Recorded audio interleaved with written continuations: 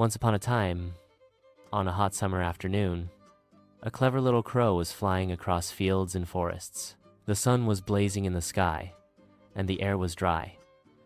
The poor crow was very, very thirsty. "I must find some water," he thought, flapping his wings tiredly. "I've been flying for so long and my throat is so dry." He looked down from the sky, searching for a river or pond. But there was nothing, just dry land and wilted plants. The crow began to worry. At last he spotted something shiny in the distance. "Maybe that's water," he thought hopefully, and he swooped down. To his delight, the crow found a tall clay pot sitting near an old hut. He hopped over and looked inside.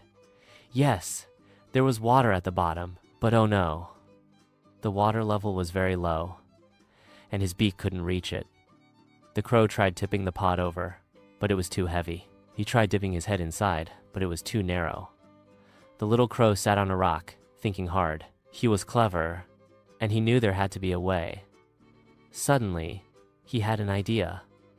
He looked around and saw some small pebbles on the ground. He picked one up with his beak and dropped it into the pot.